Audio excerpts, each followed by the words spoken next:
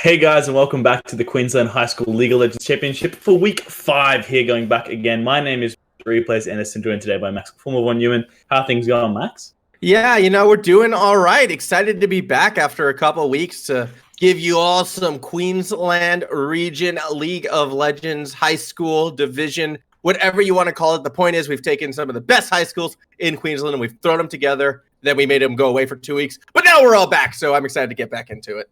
Yep, still doing remote casting, unfortunately, not back in our studio, not yet, but that should be coming back very soon. But today we've got a very good matchup between two of the top teams at the moment, Forest Lakes High School Team 1 versus SPCC Colours.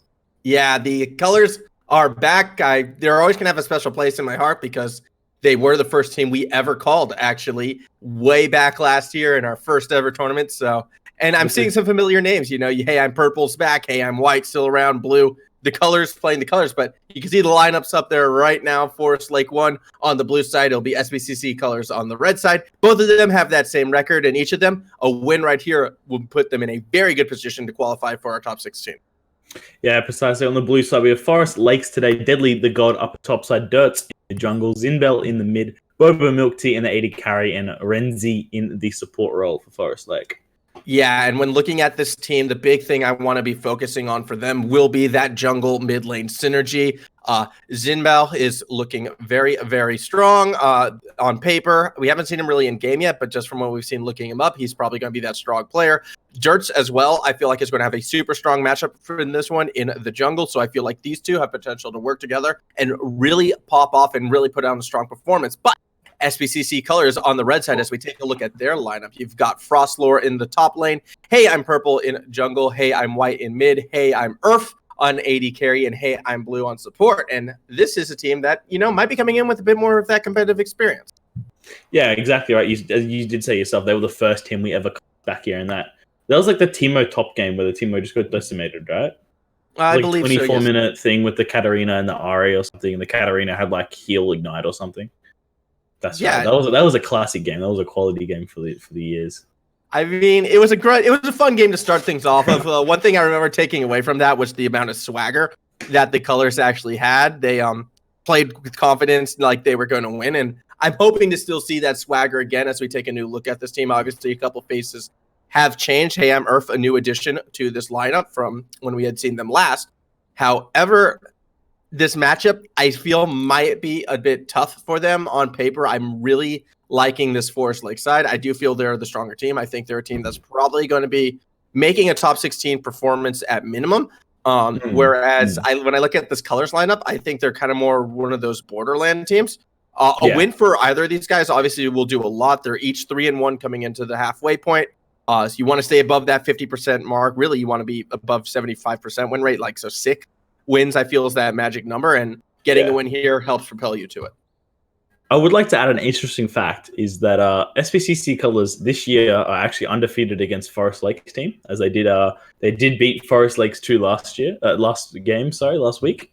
So maybe that's a positive sign for that side individually. But even if you look at both these teams' match histories, they've only lost 1 game. SPC lost to Rochdale Rhinos, who are equal for them on win record, and the Forest Lakes 1 team only lost to, I believe, the Mansfield Minotaurs, which are one of our top teams at the moment, and probably out of all the teams I've seen so far, probably my pick for the best team in Queensland. So nothing to laugh at there, which is why it could be definitely that Forest Lakes one-sided kind of game. But interesting to see Forest Lakes having 2 sides that are actually quite even. I feel like the Forest Lakes High School Team 2 is still, I think they have like 7, 8 wins, 6 or 5 wins. So it's still quite a competitive team. So obviously that school's producing some quality League of Legends players, and we'll have to see exactly how they go, how their other team fares today. I think we've casted their other team back in like week 3 or something like that. We tried to cast them, I believe, actually in the first week when we unfortunately had that technical difficulties, which kind of hampered that. But Forest Lake, I mean, they are a regular. Seeing them with 2 teams in our league is super exciting. Seeing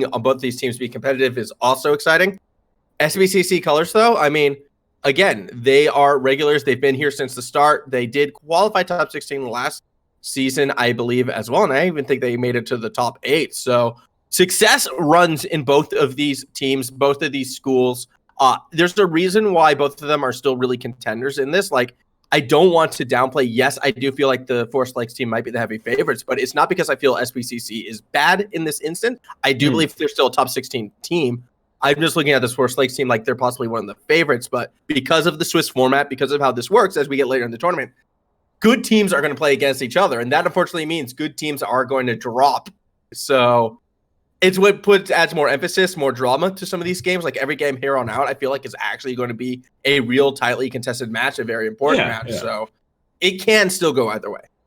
Yeah, exactly. It's very difficult to see exactly, where these teams. It does suck to see, some of these higher teams that actually end up, playing against the strong opponents week after week after week and fall down. And we see some teams that come in later or towards the bottom of the table and they're only playing against these weaker teams and they come up and reach the top 16. I think there was a couple of teams that did that last year. I think one of them especially made like the round of 16. We casted their semi-final game. We went, man, these guys are actually undefeated.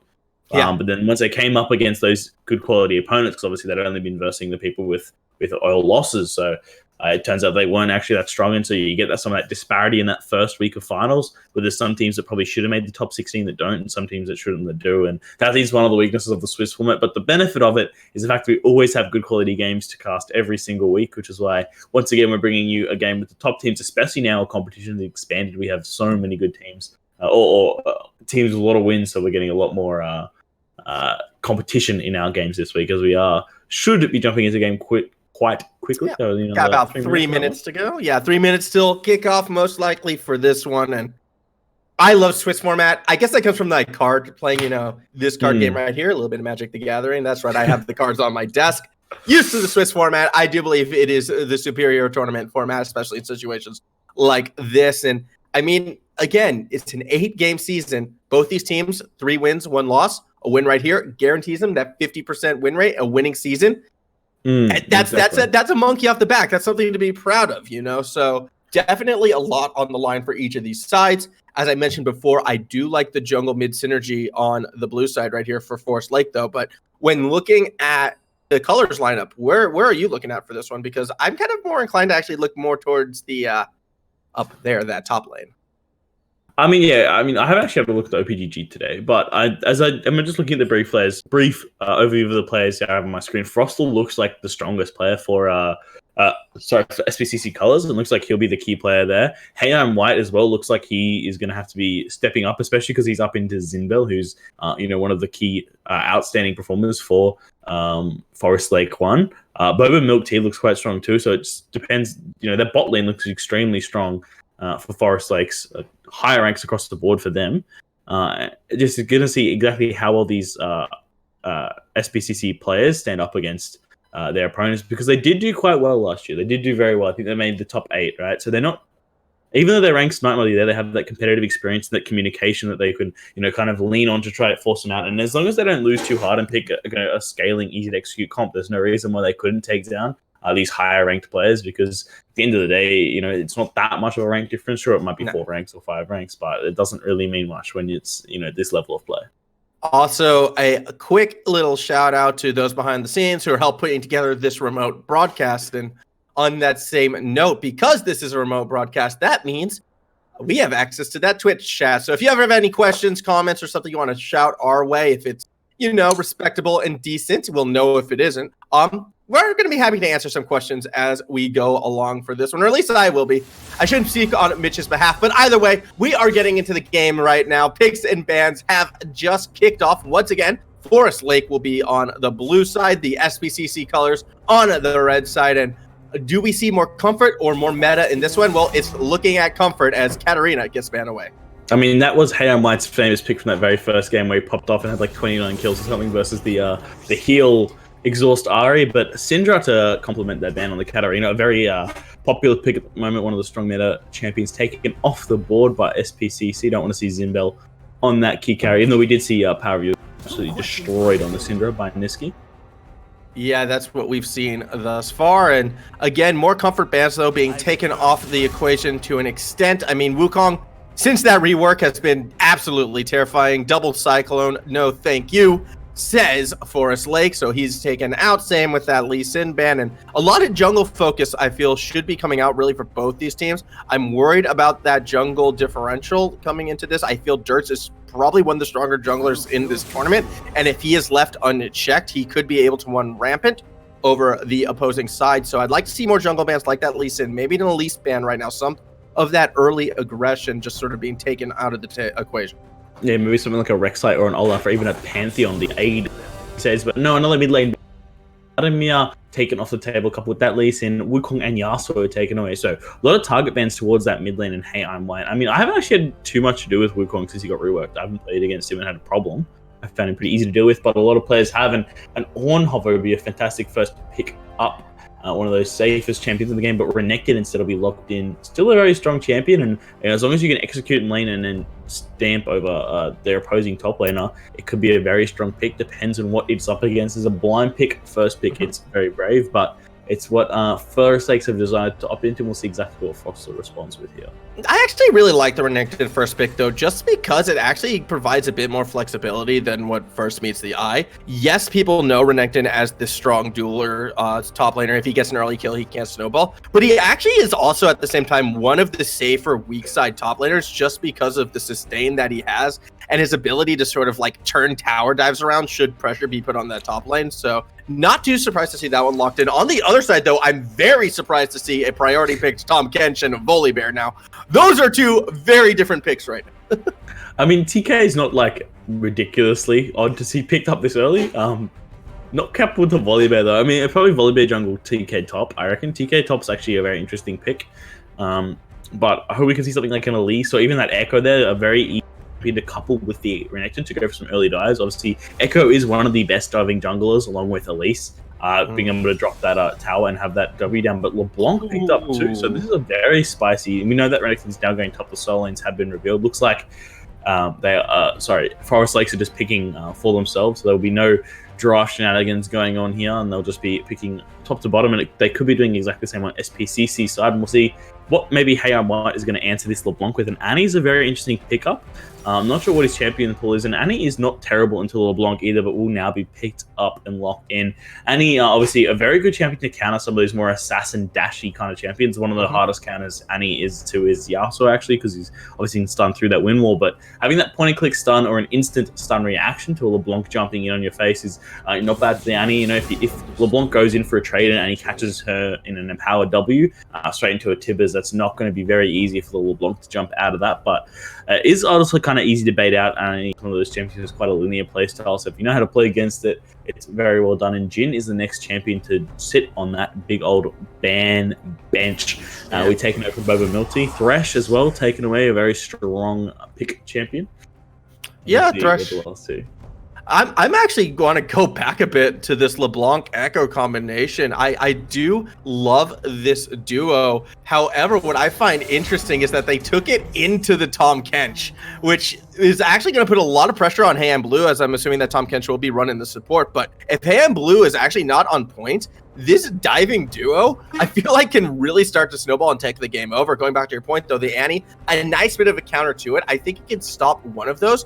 But if XInbel gets a lead in this lane and then starts to roam and starts to dive perhaps the other lanes where the Annie or where the Volibear isn't, this could actually start to snowball really quickly for this Forest Lake side. So I want to see more answers on the second lot of picks coming from SPCC right now. And we see the MF banned away from the Tahm Kench lane too, and a North locked in as well. So it looks like it will be... Honestly, I have no clue. There's like 4 champions that are pretty much predominantly supports at the moment. I mean, even Volibear, who is probably more of a jungle top laner, he probably has played more to support than he is anywhere else. So a very tanky comp, a very interesting comp coming out of SPCC, but they are always known to mix things up. And Vayne coming out, obviously, to counter the tanks picked in here by SPCC. So Boba looking to have a big high DPS game, and paired up with Taric is a nice little match for that Vayne. Yeah, so, I mean, it does sort of fit with the aggressive side of things. I'm not sure I like the Taric too much. Taric usually that big team fighting support, but getting paired with sort of dive comp, aggressive win fast comp. I'm a little worried that it won't synergize well. However, if the ultimate is used correctly, that will just actually be very devastating, all things considered, because you can dive in, not take any damage, and get out. The Nautilus taking a response, though, is a good way to sort of mitigate, peel some of that damage, really punish some of those dive attempts. On that same token, though, Jinx, it's going to be a rough game for the Jinx. I saw Ezreal was available. I probably would have liked that a bit more. It's going to be a spooky game, I feel, for the Colors in this one. If they can survive this early onslaught, like sort of absorb the pressure that Forest Lakes is going to be put on them, they might be okay. They might be able to get into some of these late game team fights, might have a Volibear able to run rampant, but it's going to take a while for them to get to that stage. And it's going to be really interesting to see if they can adapt to the clear play style that I feel that Forest Lakes is going to be throwing at SPCC. Yeah, exactly right. The only thing they don't have available to them, if they picked a set, it'd be game, set, match, because he's the only champion. You literally cannot dive. But besides the fact, yeah, it's a very interesting comp. Jinx especially is going to be a very easy target to pick off. You can argue that the other champions are quite tanky. I don't know how easy Tahm Kench is to dive. I haven't had much experience with Tahm Kench myself, but I wouldn't imagine he's that difficult to actually take down. Volibear, though, again, it's a jungle. It's just, I don't know. This is just SPC comp. I just go like, it doesn't have an identity. I don't know what it's supposed to do. But you look at the Forest Lake Sculpin, all it's about is diving you in that top lane and just playing around this Renekton. Even LeBlanc isn't the best of divers in that middle lane. It looks like more just to start roaming around and really snowball a Renekton. So you can see that we're going to focus towards this Tahm Kench up into the top side, or this Jinx down in the bot side too, because obviously the Taric ultimate can enable a very safe dive down there too if you're using it proactively rather than reactively. Yeah, that could definitely be the case, and one that I'd like to sort of see more proactive play of, really for both of these teams, but more so, again, for the Forest Lake side. I still don't want to like sort of downplay what the Colors can do at the same time as well. I do like the Colors team fight. I actually think they do have the tools to protect this Jinx. I thought the Tahm Kench was going to be going support, but that's not the case. So top lane's going to get very interesting. I'm worried that like they've kind of conceded almost 3 losing lanes, but Tahm Kench is someone that can fight back and possibly take it to a Renekton. So I do want to see a lot of top focus actually coming out of this Color side. In particular, when you look at Frostlore on paper and how he might probably be the strongest mechanical player on this team, try and enable him. I would have liked to see him on something maybe a bit more challenging than a Tahm Kench. However, if he can get fed, if he can carry off the back of the Tahm Kench, that would be super exciting, super fun to watch. Can be the case. It's going to be a tough game, I feel, for the Colors, but it's definitely winnable. It's just how they play this first 15 minutes that I feel is going to be so critical for them. Yeah, exactly. How they can get around and make these different picks, or these alternate picks they've gone for work. I don't like. Tahm Kench is generally actually a lane bully when he's played. Whenever I've had experience with Tahm Kench, he's always dominated that top lane. And I don't know if that's because the champion's actually good at laning, which I know he's actually quite a strong laner when it comes to bot lane, especially if he lands that tongue lash. He can do quite a bit of damage and into melee matchups where he's able to stack up his passive. It's quite lethal. I don't know if it's strong enough to actually counter the Renekton damage though. But again, it depends how I reckon before Renekton gets Bork, Tahm Kench could survive in the lane, but after that Bork's built, especially with the new buff it's got, an empowered W with Bork just means Tahm Kench's max health is going to get shredded away, and there's not much good that'll be doing to him. Yeah, that's definitely, correct itemization could really put a hamper on this front line for sure of the Colors. It's just something, you have to expect them to do. So we're going to be watching the items. We're going to be watching the jungle pass. We're going to be watching a lot of things when we kick off in this one. It's going to be a pretty exciting game. But one thing we are going to be watching for is to make sure we do sync up correctly. So if there is a little bit of pause at the start of the matchup, that is why, just so we can sync everything up, make sure we're all on the same page and everything is all good to provide the best viewing experience for all of you at home. Pretty standard stuff in that regards when you do these remote broadcasts and we don't have, the ability to all see off that same screen at the same time. Perhaps something we will look forward to, in the future. But for now, we'll have to put up with a little bit of a pause. I hope you all understand. And I love being able to see the skins come in. Yeah, I was about to say that. It's good to see the skins. Anniversary 10 out of 10. Yep, I was going to say the same thing, that anniversary skin. I'm excited to see that. I like being able to see that one. Plus, we actually get to see how strong each champion or player is on these champions. So, like, who really is rocking them comfort picks. And I mentioned that jungle mid synergy before, and I feel like that's something that definitely might be coming into play in this game. Yeah, I mean, LeBlanc, 80,000 points. Vayne every Vayne plays a Vayne. No one plays Vayne unless you're Dark Harvest, though, on that Ekko. Yeah, interesting. Means he's looking to pop off and do a lot of damage early on. I mean, I've actually never seen the anniversary skin, despite having one. Well, everyone has one, right? But I've never actually used the skin because I don't play Annie. I should play Annie, but I don't. I can't be able to play that champion. But LeBlanc, I've seen. I'm very excited to see the matchup. It's gonna. I think that's where the game's really going to be decided. Obviously, Annie as well opting for electrocute means she's going extremely aggressive, and it's going to be interesting to see exactly how they go. Yes, we are off and running. Just going to do a quick time check just to make sure we're all good. And I say 10, 11, 12. I'm hoping all is okay on the back end. Wait, what time were we supposed to sync out? I thought it was 5 seconds. It was, and then Jet gave us the countdown. Oopsies. All right, we're going to try again at 30 seconds. So again, apologies for the pause and restart right there. As again, just want to make sure everything is all synced up for everyone at home. So we will all be good when we on. All right, I'm at 30. All righty, so ladies and gentlemen, let's get ready to kick this bad boy off. Okay, so apparently we're not synced up at all. No, I don't think we're synced up at all. Yeah, we are below you, Mr. Invisible Voice Producer, man. Can you pause that 1 minute for us as we want to be able to call this potential invade? Apologies for everyone at home. We tried to say this. I'm at a minute. Yeah. Jet, how are you still going? Just pause it. Press P. What? I'm now looking at the stream to figure out what's going on. I'm at the stream. The stream's at like... Oh my god. Everyone? Just fast forward to the end of the game. I'm glad that everyone on the Twitch chat and at home was able to hear me say, Mr. Producer Man, please pause that 1 minute, and then got to watch him just keep on keeping on. So I'm glad that is now been recorded. I'm at 120. I will do the countdown on go. We will kick this one off. 3, 2, 1, go. And here we are. All right, 120 in. Thank goodness there was no level 1 invade. Live streaming, everybody. I think Mr. Producer Man's ahead of us again, but that's okay. But as you see, the jungle is starting their red buffs now. Oh no, setting same side. It's very loud. I'm going to turn my league audio down. Yeah, okay. So yeah, we are seeing the same side jungle to start off this fun game already. Totally not screaming internally, not at all. The players are probably much more calmer than we are at this stage, but that is all well and good because, I mean, they're the ones playing the game. They're the ones having fun, and you can see right now in this one, it's pretty standard start, although Ekko is looking to go ahead and get 2 buffs quickly. Good dredge line, though, going to connect onto BobaMilkTea. Not a lot of damage follow through, a bit of return in the top lane, and good stun coming out of heyimwhite, so a couple trades going early in favor of the colors. Yeah, that's the biggest thing LeBlanc has to watch out for that in that matchup.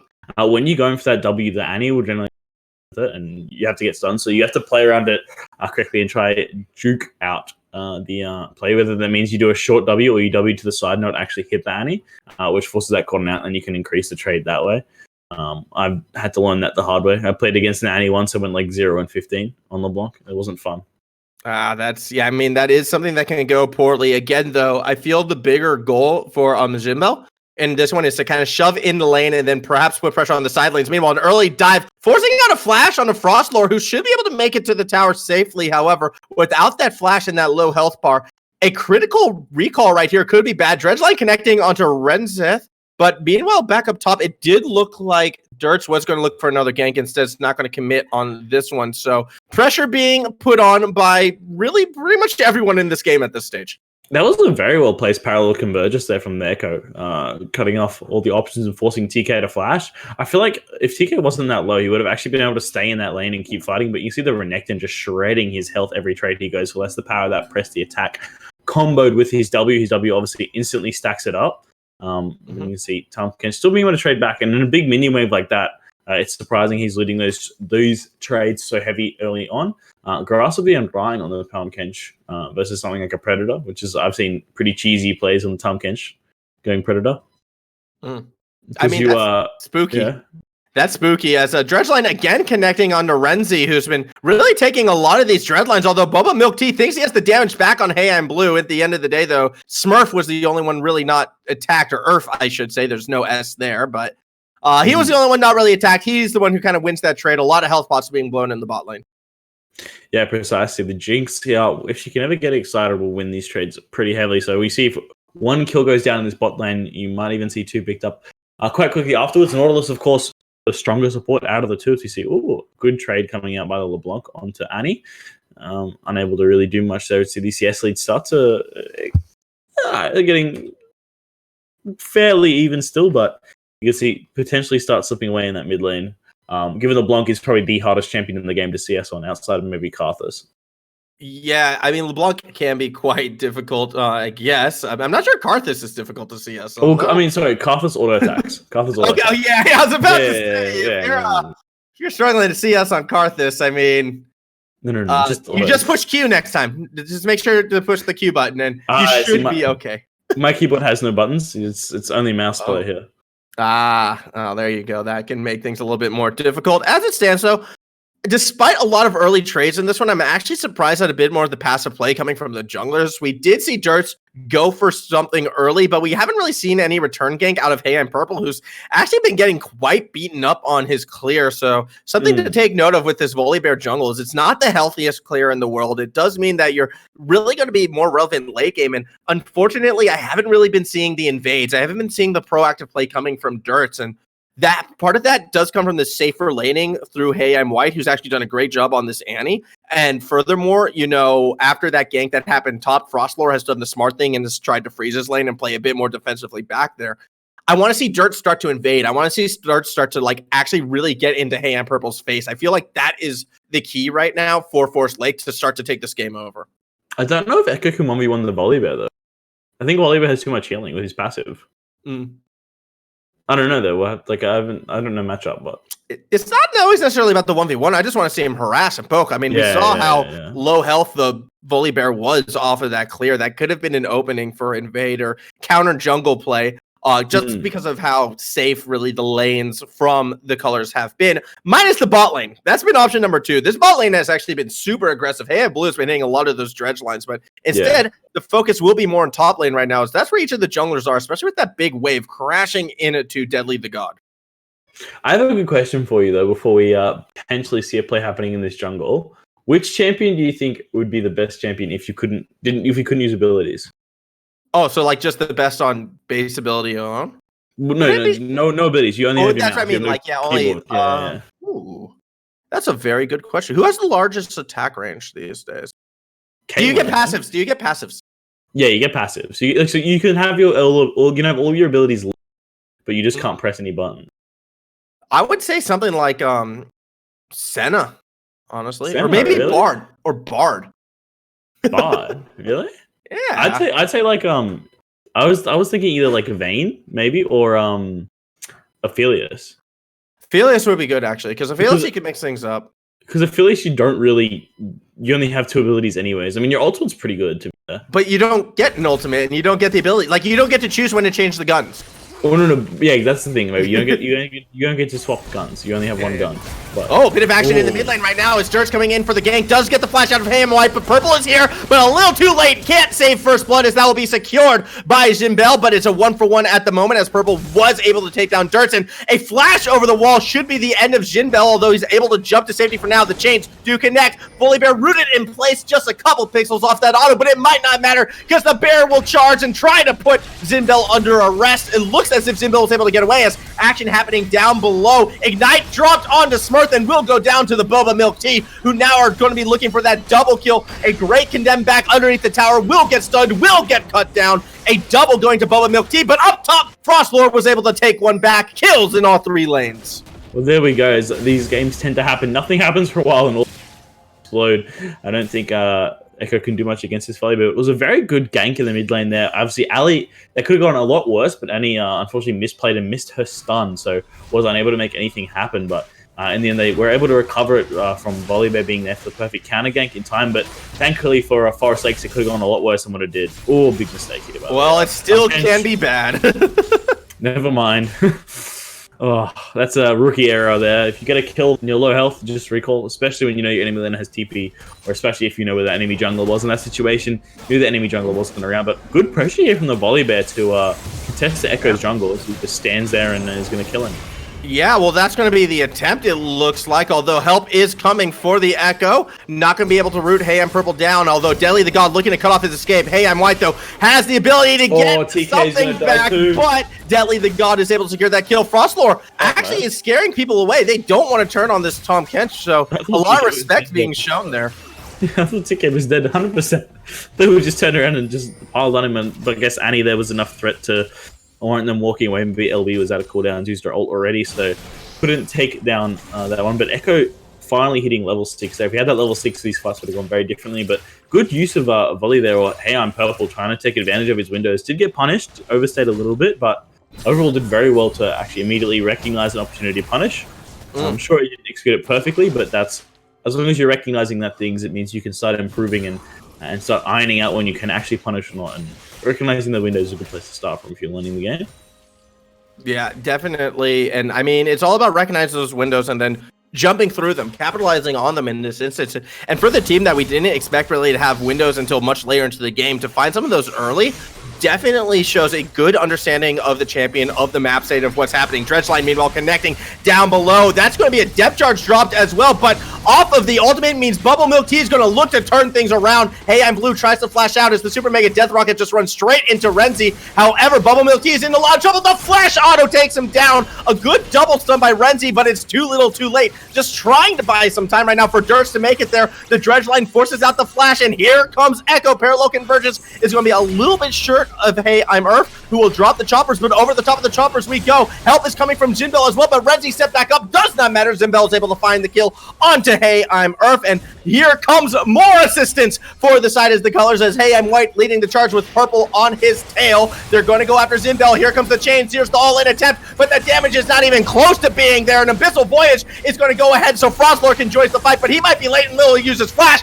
and gets the kill off the back end. On the other side, though, Durst was trying to dive, get something in return, but just walks right back into Frostlore. It's actually heyimwhite who gets that kill, and chaos in the bot lane. Everyone joins in the fight, and really, no one's a winner at that stage. I don't even know how to analyze that. It's just like they hit and die and dragon. Haha. Yeah, well, Dragon's going to be the reward, so I guess the colors are the winner of that. Wait, hold on. We don't know that yet. If Vayne checks this, it could be dead Annie. No, yeah. It's fine. Oh, it's all right. We're safe. I thought we could get another fiesta there, but it's all right. It's all good. All good for the colors at the end of that one. Able to go ahead, secure themselves the dragon after the chaotic fight down below. However, if you take a look at the kills and the gold spread, after that, definitely nothing really great for the color side. They do have a small gold lead, but what I feel to be quite critical is this lead heyimwhite is accruing for himself in the mid lane right now. XInbel hasn't really been able to roam too much and keep that CS up. Yes, there's a couple kills on this LeBlanc, but heyimwhite has been matching it, and that is going to be critical for the colors. There's more fights happening in the bot lane right now. Dirt's joining the fray. Ignite dropped on the hand. Blue tries to Dredgeline away. BobaMilkTea, though, should be able to chase him down with the Condemn into the wall. So another kill picked up for this Vayne, the third for Mr. BobaMilkTea, and this is starting to go right back in favor of Forest Lake. Yeah, exactly. Forest Lake's doing decent there to get back into this game. I mean, they are the favorites coming in, but SPCC are really making this game a bit of a fight and making them really play for it. I mean, especially heyimwhite in this mid lane is doing quite well into the LeBlanc. Does have the winning matchup in the Annie. Well, Annie's just one of those champions who is very safe and, you know, always does well if you're decent enough on the champion. That's why she's one of the best champions to play if you want to climb, because she's extremely consistent at a very low skill level of play.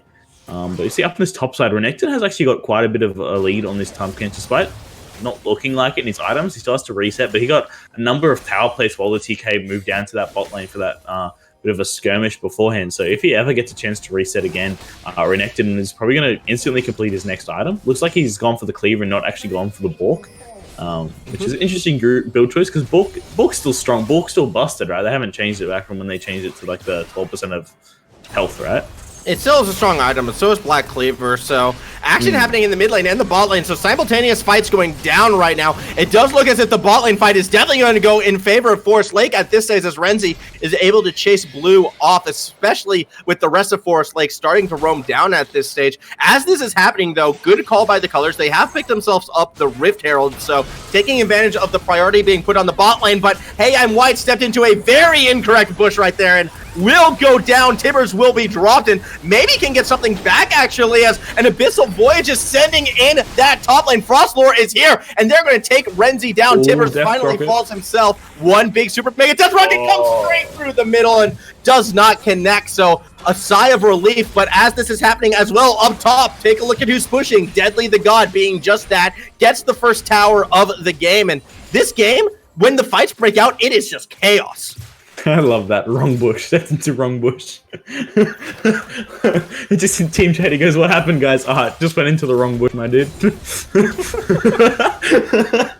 But yeah, heyimwhite getting caught out in the jungle. Very good turn there by the top side for SPCC. Frostlore rotating down with the jungler after picking up that Rift Herald there. And, you know, generally Team K doesn't come in with many people. He's not playing bot lane, but bringing in that jungle is a very impactful Abyssal Voyage from the Tahm Kench, and you know, really tried to make that at their own and got it back for SPCC. And you see these fights currently, you know, being initiated by Forest Lake being the ones proactive on the play, but SPC consistently finding ways in these disadvantaged positions to get something out of it and fight back into this game.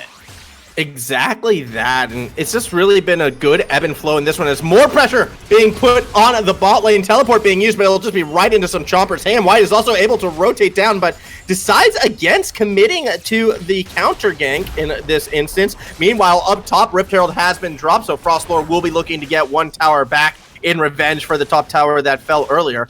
What I find fascinating is that with all of the ganks, all the pressure being put on the bot side of the map, is actually the top side where we're seeing the towers fall. Yeah, I guess it's because everyone's moving down there, right? So you got free tower time up at the moment. Renekton going in. Oh, this could be dangerous. This could be very dangerous for heyimblue right now. A lot of free firing getting put down by heyimurf, but it's really doing nothing to DeadlyTheGod, who, with those ninja tabi, actually took a lot of abuse and gets away quite healthily. Blue did fall. Meanwhile, though, Rift Herald does not get that second charge off, as BobaMilkTea did just enough right there. But no time to take a breath, because heyimwhite's going to be in a bit of trouble. The parallel convergence gets the stun down before White is able to get his own with his passive. The counter control was saved and chained, and down goes heyimwhite. This is, again, good proactive plays coming from both these teams, but it always kind of feels like to me Forest Lakes is one step ahead. Yeah, that was a good play there from Forest Lakes, bursting that Annie down, leveling that CC so she was unable to answer with her stun of her own. She did have all 4 stacks. I was kind of grimacing as I saw that play unfold, and I went, if Annie lands a double ultimate here, it could be a very easy double kill going over to the other side. But unfortunately, or fortunately enough for Forest Lakes, they've definitely pulled off that play expertly, and they will claim this Mountain Dragon as their prize for that proactivity in the mid lane. LB picked up that. Ooh, here we go. This is a very late time to try and fight over the dragon, but the Super Mega Death Rocket does a lot of work. Dirt's with the first low target, but he's able to get himself right back to full strength as purple will fall in. It's a failed dive coming from the Colors. heyimblue left stagnant alone and just getting mauled as the pack of lions that is Forest Lake claim another prey. Yeah, as you see, 3 kills picked up. A bit of an interesting Tahm Kench health versus the Ekko and the Renekton. It could be disastrous here. She's going to try back off in time, but will not be able to, and we'll go down to that 3-man squad.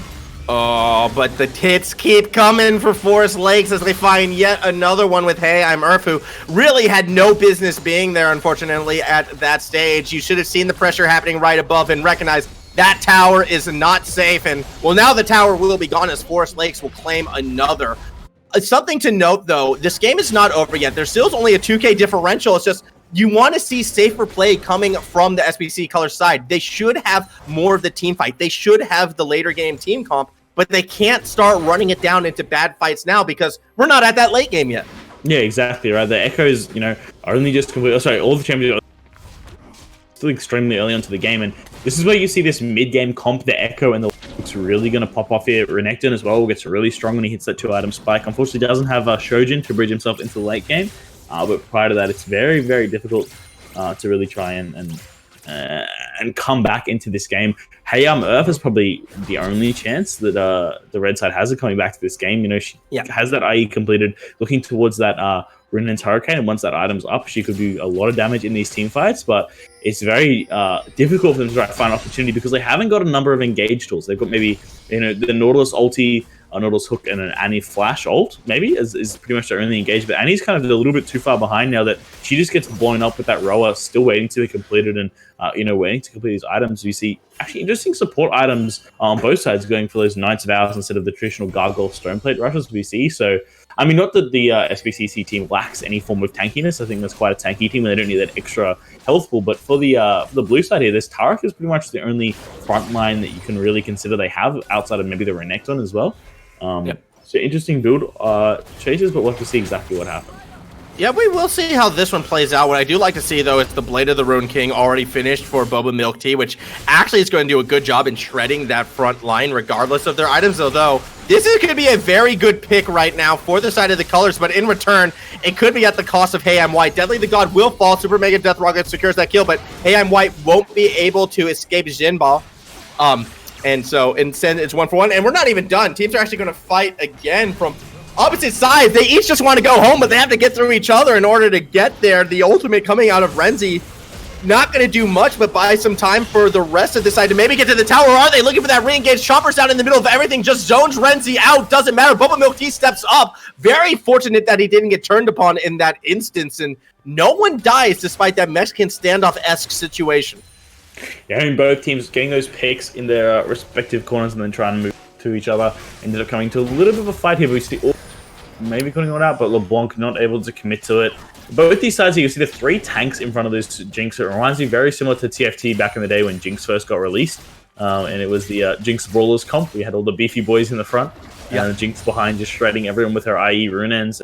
Walk, right? You made her a Blade Master because she was a... what's it called? I miss set 1 of TFT, not gonna lie. It's my favorite set. I mean, it's when Aurelion Soul was the best, so that's completely understandable. Yeah, I miss Wild Drags every game. That was fun.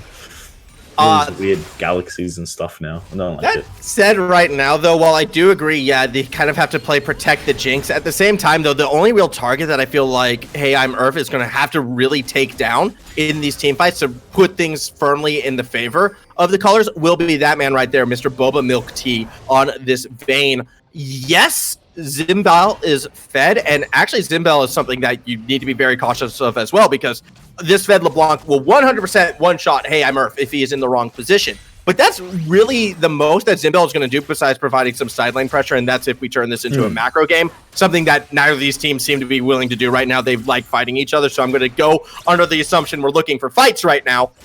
It's just a case of who can take out that other AD carry first, I feel like wins these, despite the small gold differential and despite the larger kill differential. It's all about taking out either BobaMilkTea or heyimurf in this.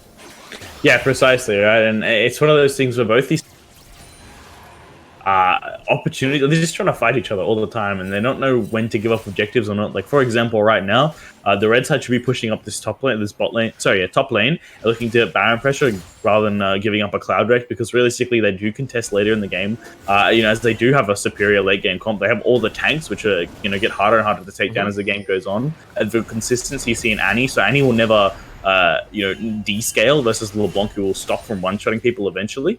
And they've got obviously Jinx that does this late game DPS. I mean, you know, you can argue too that, you know, it's the Forest Lakes have a decent late game in Vayne, but against these amount of tanks, Vayne won't actually be able to get the DPS off in time to reduce all the CC and to stop the damage coming through from the Annie and the Jinx. So scaling is 100% in the side of the red side, and they can just wait to scale and get up, as I see some discussion in chat about the scaling of the two teams. Yeah, but the thing that I'm worried about, though, as well, when it comes to the Forest Lake side, is I don't feel they're playing to their team's strength right now. They have a 6-1 LeBlanc. LeBlanc should not be in the middle. LeBlanc should be on the side daring people to one-on-one her, because they will lose. But instead, we see LeBlanc in the middle at this stage, and while it's great, you can bully this mid lane, you're giving up so much side lane pressure just because of the advantageous position you're in.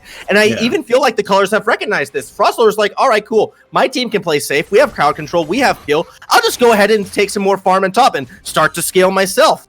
And as long as this game is kind of condensed into the middle of this map, I feel like Forest Lakes, they're just not taking advantage of the opportunity they put themselves in. They should be looking to spread the map out, get these one-on-one 2v2 situations, take advantage of the LeBlanc being ahead, take advantage of DeadlyTheGod being ahead, get the picks there, and look to end this game faster as opposed to drawing it out with these mid lane sieges. Yeah, exactly. They should have LB in one lane, Renekton in the other, Ekko sitting with the Renekton ready to dive any...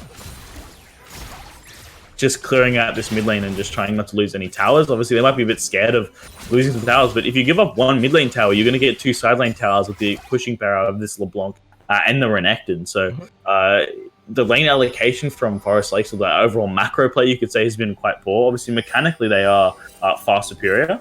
But, you know, the side lanes here, the Forest Lake team obviously are just going on their pure mechanical, where better plays individually basis, and they still have time, right? It's still mid-game, and these players aren't farming super efficiently, so late game's not coming up anytime soon. So when it comes to the whole scaling discussion, it's not necessarily a big deal, but it's just one of those things to wait for a team to either execute a team fight correctly or make a big mistake around team fight. I actually want to give some props to XInbel as well for not doing the thing we've seen a lot of LeBlancs do in this situation and pick up that Soul Stealer. Still playing a safer build, still playing a build that's saying, you know, I want to be prepared in case we do get into that late game and I stop being as effective. So props to that. I don't like seeing Soul Stealers every game just because you're ahead, because they can backfire horribly. So that tells me there is definitely some larger scale thinking coming from this Forest Lake side. I just want to see them start, you know, taking advantage of this lead that they've given for themselves. That's all I'm asking for from them, because they played an amazing first 15 minutes. Like, they were winning all of those skirmishes, and they were doing so quite heavy-handedly. Now it's time to use this advantage, these leads, to try and take this game over, because the longer we go, the more chances we have for the Colors to get back into this. And already, the Colors, they're moving as 5, and they're bullying Forest Lakes out of objectives. Like, you could see the pings. Forest Lakes, they wanted to go for that Baron, and now they're not going to be able to, because in that 5v5, they're not feeling as confident or as strong. Well, see, the problem is now for Forest Lakes that SPCC's comp is now... it's effectively kind of, well, not scaled fully, but their team comp is online, right? The tanks, TK, Volibear, and Nautilus have all got their items down there, very hard to take down. Naut obviously lacking a little bit of MR, so it could still get blown up by LeBlanc, but until that happens, is completely safe. Interesting eat by TK, but their comp is done now. They've got the front line, and he can go for stuns, and Jinx has got her 2 items that really allow her to pump out a lot of DPS. Jinx is one of those champions that once those 2 comps are now done, once those 2 items are done, she'll do a ridiculous amount of DPS, and everything. But this is just extra, right? You build a BT to give you a little bit more sustain. You might build a little bit more crit in the rapid fire cannon to give yourself some more safety and some range. Oh, that's a great stun coming from Dirts right now. And this will be that fight. And you can see already the backline starting to get popped by Dirts, but the front line is still going in favor of the Colors. Frostlore just sitting in the middle of everything as long as he can, but eventually the bend does break. And here comes BobaMilkTea already on that backline with the double. Should be getting the triple, as well as heyimpurple will be the next to fall. And Frostlore attempt on the save is not enough. We're looking at a quadra. We're looking at Forest Lakes taking over this game. Who stole Penta? That's what I'm asking. Who stole Penta? Was it Dirts who stole Penta? XInbel got the kill at the start. XInbel got the first kill, so BobaMilkTea stole the Penta with his quadra kill. And there you go. That's the fight going down there. Both sides, obviously. That's the one thing that broke the game. Now this Baron's going to go, and they could still fight 5v5 mid, in which the wave clear from the red side should still be enough to sustain for a little bit longer, but if they use this Baron correctly, they should be able to close this game out. But the problem is, once this game gets post 40 minutes, it's going to be very, very difficult for the blue side to really contest anyone. They were lucky to get a fight there, and from watching that fight, it looks like the team fight might not be, the coordination from SPCC might not be there, which is something you see surprising. From a side that is, you would expect to have a little bit more experience when it comes to coordinated play, and especially the team fights in particular. And I'm looking at heyimurf on this Jinx to do a little bit more in those team fights, because she kind of didn't position correctly in those fights and got destroyed. Risky right now. Yeah. And we see the steal attempt come through. It is going to be Smite stolen. Will we see an ensuing fight? It did look like Forest Lake wanted it, but they're not going to commit for it on this instance. Going back to your point, though, about that team fight, It just felt like, strangely enough, Forest Lake were able to get the jump onto SPCC, even though SPCC kind of initiated that fight, but heyimwhite went down so quickly. Tibbers was never dropped, and that third frontline member, even if it is a giant bear that you have no control over, would have been so handy because BobaMilkTea, yes, was able to shred that front line, but it did take him a while. It wasn't an instantaneous shredding. And having that third big giant bear in the middle of everything, or in this instance, the Teemo because of the skin, would have been super nice. Missing out on that was a bit of a bad situation. So credit to XInbel right there for finding that early pick. And then after that, the fight was almost kind of done right there. Well, I think this Annie should look to pick up a Banshee's Veil, because realistically the only LeBlanc has are the Jinx. And with a Banshee's Veil, she will be unable to one-shot the Annie before she can reply with CC. And if the Jinx is positioning correctly, she should be okay. It's just, that fight was just misplayed all around from SPCC. They were playing in the choke, which is where they want to fight, but heyimurf pinned himself into that little red buff corridor when he should have been fighting around the Raptors pit, where he has a little bit more space to move away from these divers. But it's just too tanky. The TK is going to be impossible to take down. Now the Thorn Mail is completed as well. heyimwhite is going to turn this around, and BobaMilkTea tried to pick the wrong fight. XInbel is there to clean things up, but without that Vayne, that's that frontline shred that this blue side desperately needs. So I feel like this could be the fight right now that the Colors won, but heyimurf was still jumped upon and goes down. That said, no 80 carries. I'm going with the team with Baron, and it seems like the Fates will agree. 2 double kills going to the side of Forest Lake, a mid tower as well, and they win the fight without BobaMilkTea. That was such a good Taric ultimate coming through, but again, heyimurf was playing frontline Jinx. No kiting on this champion means he'll get taken down immediately, and that should be ended here for Forest Lakes. They should just walk through and take the Nexus. Yeah, this very well could be the game right here. It's just a bit unfortunate for heyimurf. Got caught up in that choke point and was unable to get away from that chained CC. Now, heyimwhite is up, but there's only one tower standing with him at this stage. heyimurf is back, and here comes that desperate attempt to make the save. XInbel goes straight in onto heyimwhite while the rest of the team does work on the Nexus. It will go down, and Forest Lakes, when they hit that go button, they did not look back, and they take this game in 30 minutes and 45 seconds. That was a very interesting game when it came to judging tempo. I found that it was very funny because like throughout the rest of the game, it was a very game where it exploded and then it was slow, and then it exploded and it was slow again, and then we had a team fight and the game just ended. It was a very interesting pacing of a game from both these sides, but overall a very scrappy victory from Forest Lakes. I'm going to go scrappy because it wasn't clean and it wasn't concise to what they've opted for as their win condition in draft phase, right? If you look at this draft, you look, it's early diving, it's LeBlanc snowballing and positioning her leads into side lanes in the mid game, and then from there, using that mid game advantage to create side pressure, take picks on this Jinx, protect the Jinx comp from really getting online, and then destroying later with a Baron, which is what happened effectively, but it didn't happen the cleanest way it could have, and it didn't take, it probably ended around the same time you expected it to end. It just was very clunky. It wasn't clean, it wasn't crisp, it wasn't a win where you look back at that game and go, that was a flawless victory. I see no way for SPCC to win. And it was a very close contested game from both sides too. I saw bits of light from both sides. I could see definite weakness in SPC's team fighting, especially, which I believe was the same weakness they had last year too. When it came to those crucial team fights, there was just the positioning of those carries in the front lane weren't precise. I would like to go shout out to heyimblue on the Nautilus. Although he has 0, 6, and 3, it's not a very impressive scoreline. He, to me, was probably the key standout player for his side. He had a very crucial hooks. Even in that final fight, he flashed over the wall and rooted the LeBlanc so she couldn't get in and dive onto the Jinx. Unfortunately, Jinx was standing in front of a Renekton, which doesn't end very well, evidently. But it was a very promising game, again, from SPCC to show that, sure, they're not that fantastic, but they're getting better and better, right? They're not there yet, but they actually are kind of improving from last year. And, I feel like even though the only game we saw of them last year was that game where they stomped a team full of brand new players to the game, which wasn't particularly telling. And when we did see them in an actual game, they kind of got ran over.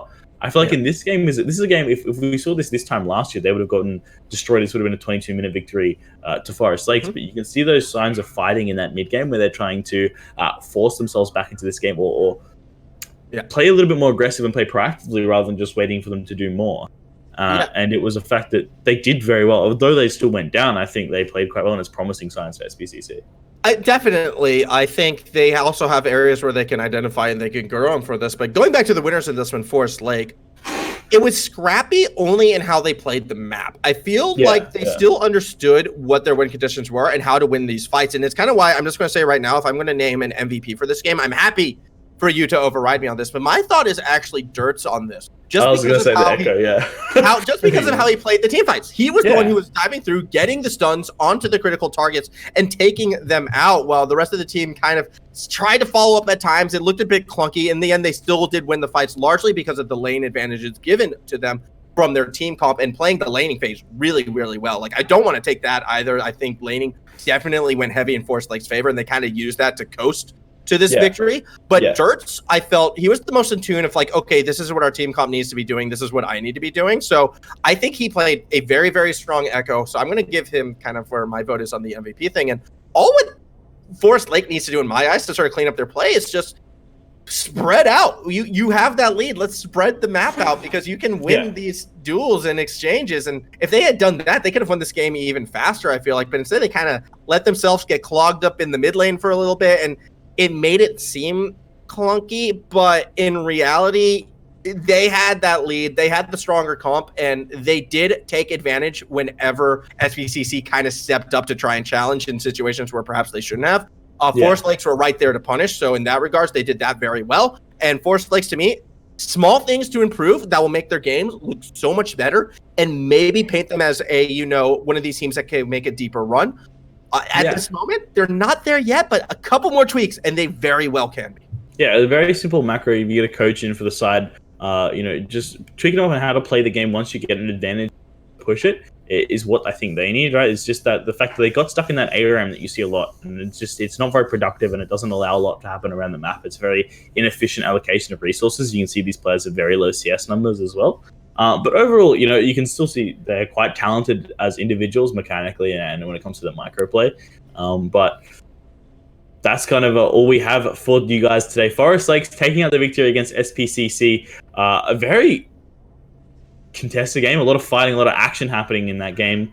And we will be back same time next week. I'm not sure who we're bringing you, but I think there's a couple of sides up at the top that we haven't had a look at yet. And it'd be interesting to see how they go. I mean, we should see if McGregor, which is the current leader when it comes to our Swiss format, is still on top, because I don't believe we've had a cast of them yet. So it'd be interesting to see exactly what makes them the top-rated team in our Queensland High School League of Legends Championship. My name is Mitch Uri, plays Anderson, former Von Ewan. Thank you guys so much for tuning in, and we'll be back here this time next week. Good night.